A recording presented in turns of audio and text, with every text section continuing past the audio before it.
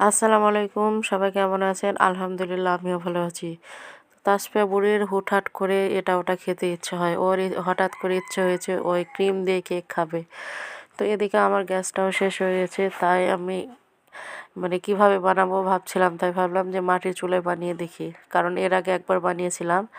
তো ওর যেহেতু ইচ্ছে হয়েছে তাই আমি বানাতে বসে গেলাম। তো এদিকে আজকে আমি অল্প করে কেক বানাবো, তাই 2টা ডিম নিয়েছি, 2টা ডিমের কেক ছোট করে বানাবো। তো গ্যাসের চুলায় কেক বানালে একটা কি হয় যে একটা নির্দিষ্ট সময় থাকে, সে একই তাপমাত্রায় হতে থাকে, সেটাকে বারবার দেখার প্রয়োজন পড়ে না। কিন্তু মাটির চুলাতে কেক বানাতে গেলে সেটা বারবার চেক করতে হয়, তাপমাত্রাটা দেখতে হয়, একটু ঝামেলা হয়। তারপরে পারফেক্টভাবে মাটির চুলাতেও হয় কেকটা বানানো। তো এবার গ্যাস না থাকাতে এবারেও আমরা মাটির চুলাতে কী করলাম। তো এখানে আমি কেকের জন্য ডিম, চিনি, তেল, ময়দা যা যা উপকরণ লাগে সবগুলো একসাথে ব্যাটার তৈরি করছি। ভালোভাবে নাড়াচাড়া করে নিচ্ছি যাতে কেকটা পারফেক্ট হয়, মসৃণ হয়। আর এদিকে এসে লাস্টে আমি বেকিং পাউডারটা দিয়ে দিচ্ছি।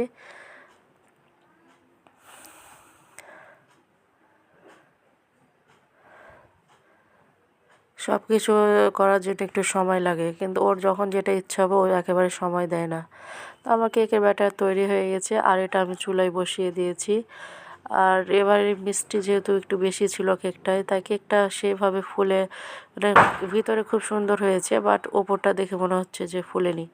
এ তো আমার কেকটা কি সুন্দর হয়েছে দেখুন। এবার কেকটাকে আমি 3 স্তরে কেটে নিচ্ছি, আর এর 3টা ভাগে ক্রিম দেব, তাহলে ক্রিমটা একটু বেশি হবে।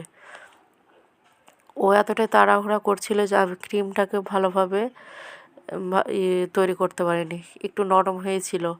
বাট অল্প যেহেতু করা আর ও একাই খাবে, তাই অতটা করতে যায়নি। তো কেক কেক কাটা হয়ে গেছে আমার, এদিকে আমার কেকের ক্রিমটাও তৈরি। এখন শুধু হালকা পাতলা একটু ডেকোরেশন করলেই হবে, কারণ ডেকোরেশন করতে একটু সময় লাগে। আমি তো ক্রিমটাকে ভালোভাবে তৈরি করতে পারিনি, তাই ডেকোরেশনটাও সেরকম ভালো হবে না। তাই ছোটো বাচ্চাদের মন ভোলানো যাকে বলে।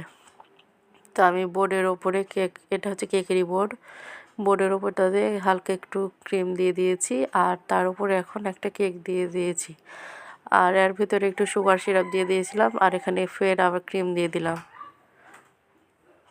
তা আমার সুগার সিরাপও তৈরি করা হয়েছিল না, আমি ভুলেই গেছি, কারণ এত তাড়াহুড়োতে সবটা মনে থাকে না। তাই বাড়িতে যেহেতু মিষ্টির রস ছিল সেইটাই দিয়ে দিলাম। মিষ্টির রস ওটাও তো সুগার সিরাপ, চিনি দিয়ে তো করা। তারপর আরেকটা কেকের স্তর দিয়ে দিলাম। কেকগুলো কি সুন্দর নরম মসৃণ হয়েছে দেখুন।